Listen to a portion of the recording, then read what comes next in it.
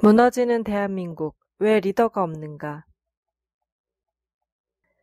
지난 2017년 설날 육군 참모총장이 논산 신병훈련소 식당에 들러 훈련병들에게 각을 잡아 식사하는 자세를 설명하는 사진이 보도된 적이 있습니다. 헌데 과연 그 참모총장인들 각 잡아 식사하는 그 속뜻을 알고 있었을까요? 아마도 대한민국 국군에서 그걸 정확하게 설명할 군인은 단 한 명도 없을 것입니다. 흔히 사관학교 생도들은 식사 때 상체와 고개를 바로 세우고 숟가락을 수직으로 들어 올린 다음 직각으로 꺾어 입으로 가져가도록 훈련받는다고 알려져 있습니다. 그렇게 숟가락질마저 절도가 있어야 군인의 자세라고들 알고 있지만 기실천만의 말씀입니다. 직각 식사법은 70년 전 미군이 가르쳐준 것으로 지금까지 대한민국 사관학교와 군에서 지키고 있습니다. 미개한 나라 사람들에게 그 의미를 아무리 설명해도 못 알아들을 것 같으니까 거두절미로 그렇게 가르친 것입니다. 아무렴 숟가락질 절도가 군인 정신과 무슨 상관이 있을까요? 그것은 밥이나 국그릇에 입을 갖다 대지 못하게 하기 위해서였습니다. 절도가 아니라 소통이 문제였던 것입니다. 건너편의 상대방과 마주보면서 대화하고 소통하며 식사하라는 본디 목적을 설명해주지 않았던 것입니다. 어쩌면 설명해 주었을 수도 있겠지만 한국인들이 그 의미를 이해 못해 그냥 잊어버리고 식불원 70년 동안 그 동작만 시키는 대로 하고 있는 상황이라고 하겠습니다. 성경의 사사기 제7장에 기드온의 300용사 이야기가 나옵니다. 기드온이 그를 쫓아온 백성들을 모두 모아 골짜기 반대편의 적과 대치하게 되었습니다. 그러자 여호와께서 싸움을 두려워하는 자들은 돌려보내게 하시고 남은 1만 명 모두를 강가로 데려가 물을 마시게 했습니다. 그 가운데 개처럼 엎드려 물을 마신 자와 무릎을 꿇고 물을 마신 자들을 가려 모두 돌려보내고 나니 남은 자가 300명 뿐이었습니다.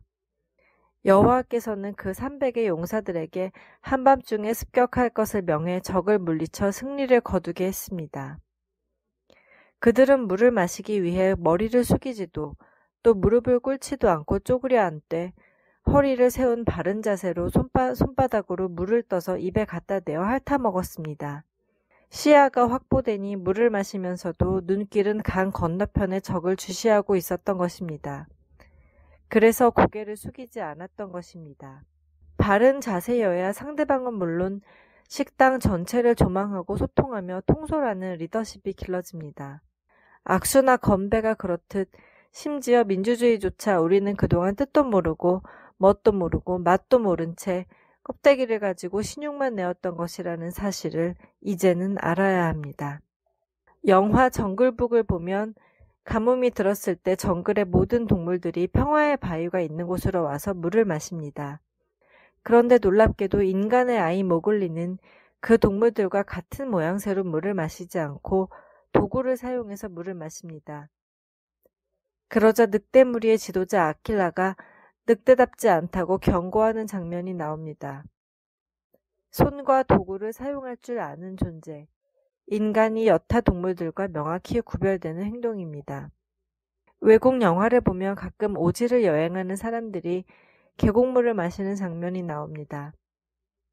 이때 원주민 하인들과 짐꾼들은 엎드려 입을 대고 마시지만 주인공과 서양 신사들은 손으로 물을 떠마십니다.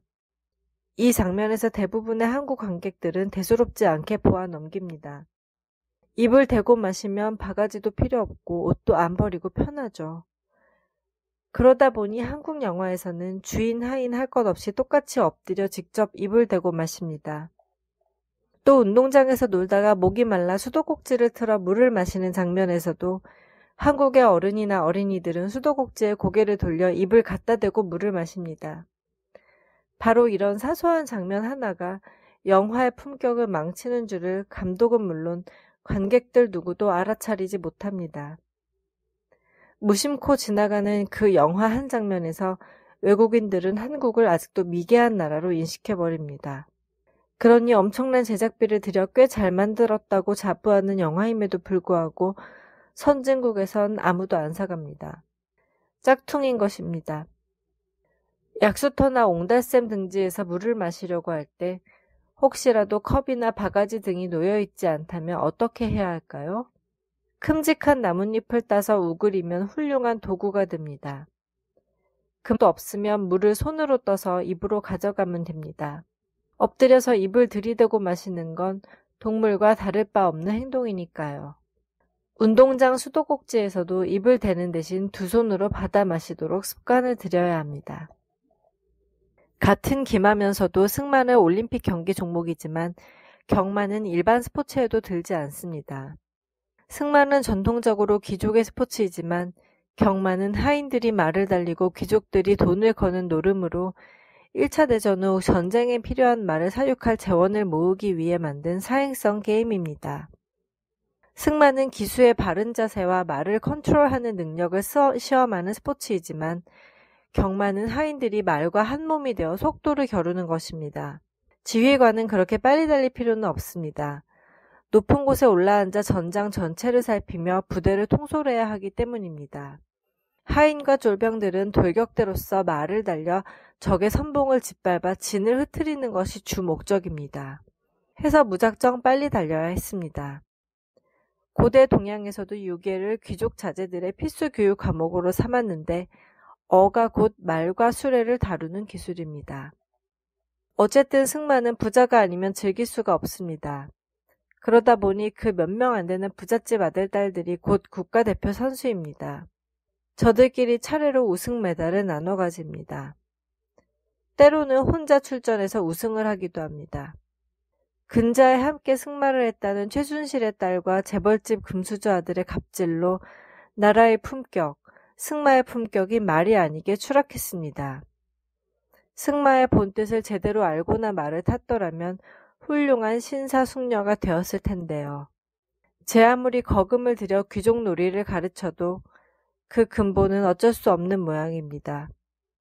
페어플레이를 가르치고 배운 게 아니라 갑질을 가르치고 배운 것입니다. 리더는 자세부터 다릅니다. 바른 자세가 바른 인격을 만듭니다.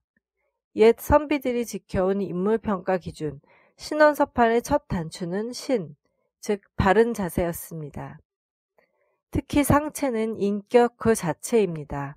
해서 상체를 구부리거나 고개를 숙이는 글로벌 매너는 없습니다.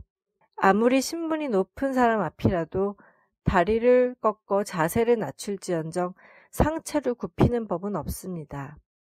사람은 오직 신 앞에서만 굽히고 엎드릴 뿐입니다. 사람이 바로 서야 사회가 바로 서고 나라가 바로 설 수 있습니다. 이상 품격경영 저자 신성대 선생의 글을 품격경영 아카데미 컨설팅 권혜진 대표가 낭독했습니다.